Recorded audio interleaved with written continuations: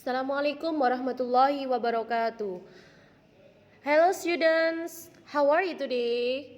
I hope all of you are very fine and always spirit to join our lesson. Science, it's tell about ears.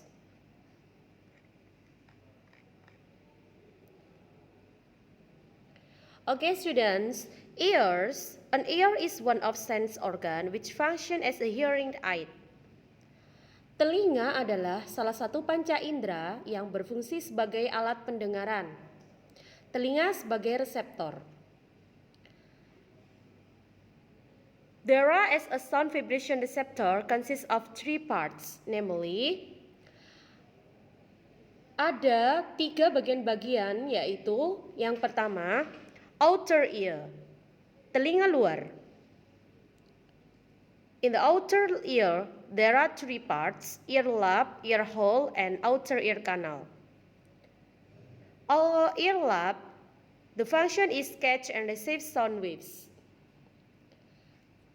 Daun telinga itu berfungsi sebagai untuk memusatkan gelombang suara yang masuk ke bagian saluran telinga luar. And ear hole as the entrance for sounds. The function adalah sebagai tempat masuknya bunyi atau suara. Outer ear canal as a pathway for sounds to be relayed to other parts of the ear. Saluran telinga luar. Fungsinya adalah sebagai bagian untuk menyampaikan suara ke bagian telinga lainnya. Middle ear, telinga tengah. In the middle ear, there are 3 parts, its eardrum, ossicles, and eustachian tube. Telinga tengah terdiri dari beberapa, yaitu gendang telinga. Eardrum.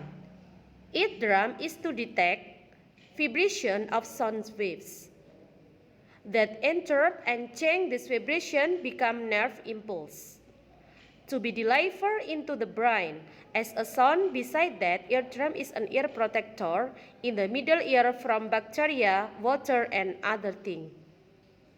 Gendang telinga berfungsi untuk mendeteksi getaran gelombang suara yang masuk, kemudian mengubah getaran tersebut menjadi impuls saraf untuk diantarkan ke otak sebagai suara. Selain itu, gendang telinga juga berperan sebagai pelindung telinga bagian tengah dari bakteri, air, dan benda asing yang lainnya. Next, ossicles. Tulang-tulang pendengaran. Consists of 3 tiny bones. It's called the ossicles in the ear, malleus, incus, and stapes.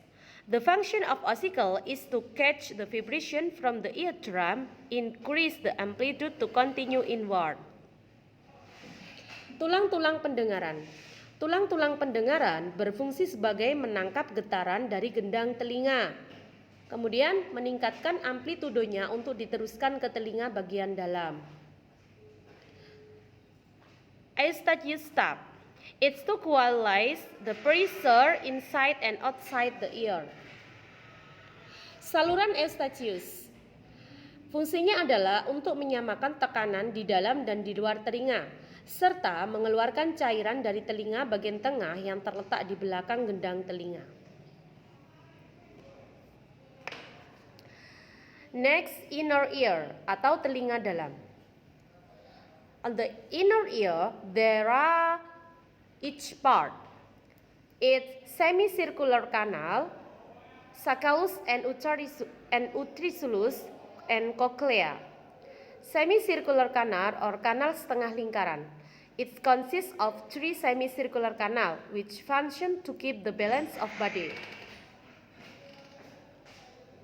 Telinga bagian dalam. Telinga bagian dalam ini terdiri dari 3 saluran setengah lingkaran, rumah siput, dan saraf pendengaran. Saluran setengah lingkaran, yaitu berfungsi sebagai menjaga keseimbangan tubuh. Kemudian, sacculus and utriculus, yaitu tingkap oval jorong. The sacculus and utriculus inform the brain about your head position of the direction of your body movement. Tingkap oval atau jorong fungsinya adalah untuk meneruskan getaran. cochlea atau rumah siput. The function is to change the vibration becomes impulse and continue to the brain. Rumah siput atau cochlea berfungsi sebagai mengubah getaran menjadi impuls dan meneruskannya ke otak.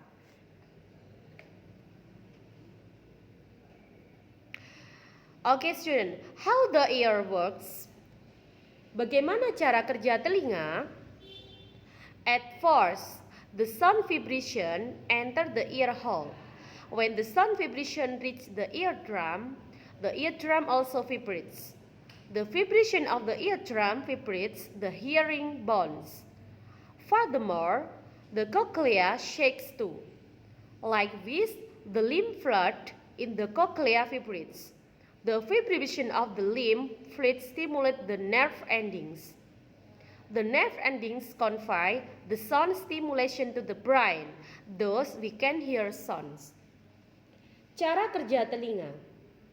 Getaran bunyi masuk ke dalam lubang telinga. Kemudian, bila getaran bunyi mencapai gendang telinga, maka gendang telinga ikut bergetar. Getaran gendang telinga menggetarkan tulang-tulang pendengaran.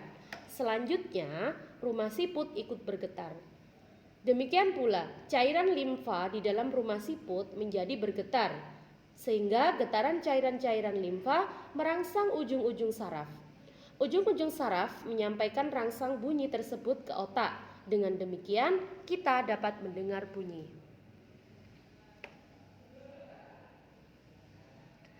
How to take care of the healthy ears? Bagaimana cara merawat kesehatan telinga? First, avoid listening to music with the headset too loudly. Menghindari mendengarkan musik yang terlalu keras dengan headset. Keep ears dry.